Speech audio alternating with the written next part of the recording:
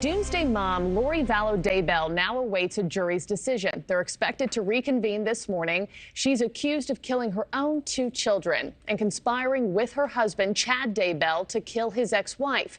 Prosecutors nailed into jurors that Vallow was driven by money, power, and sex during Thursday's closing arguments. The defense team firing back, portraying her as a, quote, hardworking mother whose life suddenly changed when she met, quote, nutty Chad Daybell.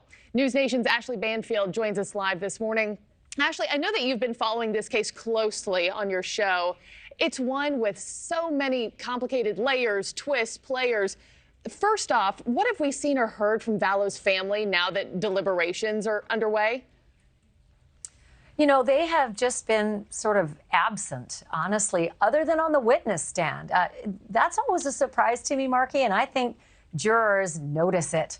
When there is a defendant, typically half the court is backing the defendant and the other half is backing the victim. In this case, there's nothing behind Lori Valow in terms of family support. And that's not lost on jurors who sit there for 5 weeks and notice it, right?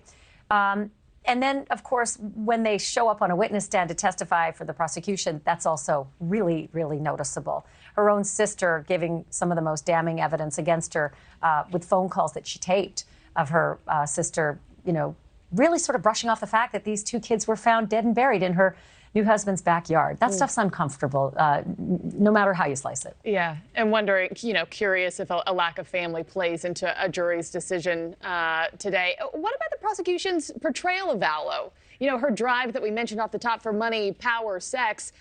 Ashleigh, does the evidence back it?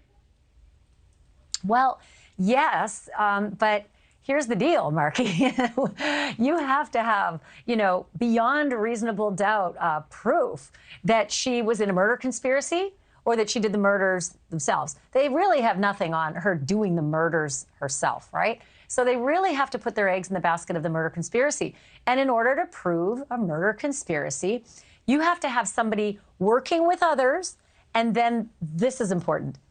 An act in furtherance of the conspiracy, taking that additional step to actually help carry out the murders. That's where I think it's a sticky wicket, Marky. I really think that they have a couple of things that are, I mean, I could certainly argue them, but there is one I want to read to you that stuck in my mind, and I haven't been able to get rid of it since. This was a text that Lori and her brother Alex had back and forth, and he's, of course, part of the murder conspiracy in the prosecution's theory, as is that guy on your screen, Chad Daybell.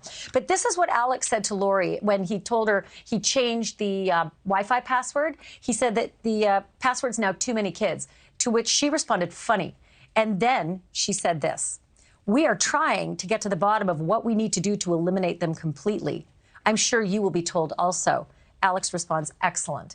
For me, if I were a juror, I think, oh, okay, that's it. There's the furtherance. You actually took a step to say, I'm getting you the information of what to do to eliminate them. And it certainly gives them the nebulous thought of like, yep, she was in there. She was one of them all along, wanting these 2 children dead. There are other things as well. Like she changed Tylee's Social Security checks to go from Tylee's bank account to Lori's bank account in the month before, you know, Tylee was murdered. There's another furtherance act. So they have some things to hang their hat on, but just not a ton of stuff that's really concrete to hang their stuff But a lot certainly smells fishy. I know there's also, we've heard phone calls back and forth between the 2. Look, last question, can we talk about the turn here that she's made on Chad? You know, Vallow's defense team has called her own husband, Chad Daybell, nutty. I guess nothing should really surprise us in this case anymore, but was it surprising to you that she's turned on Daybell? Well, you know, it's funny. I've been trying to figure this one out. Because they didn't put on a defense case, we didn't hear what their theory was. And then we heard wallopingly what it was in the closing, because that's the only thing Lori got to say in this whole trial through her attorney was the closing argument, in which he squarely said, Chad and Alex did this. Lori didn't know. Lori just was, you know, following this guy blindly as a Svengali guru. You know, she could have had more money with the last guy she was with. He was better looking than this guy. I mean, really crazy stuff, right? But it gets in the juror's craw. And so it was interesting to hear him put all the blame on Chad and Alex. here's what I think went on outside the courtroom when the lawyers were meeting with Lori. I think they said to her, you need to just stop with this whole business and let us do our job. And if we don't put the finger on that husband of yours and that late brother of yours, you will be in prison for life. So don't say anything, don't do anything. Just let us say what we want to say in closings, whether she liked it or not. She didn't stand up and say, stop. But then again, had she, it probably would have been better for the entire case. Thank you for watching. Go to newsnationnow.com to find NewsNation on your television provider. And don't forget to click the red subscribe button below to get more of NewsNation's fact-driven, unbiased coverage.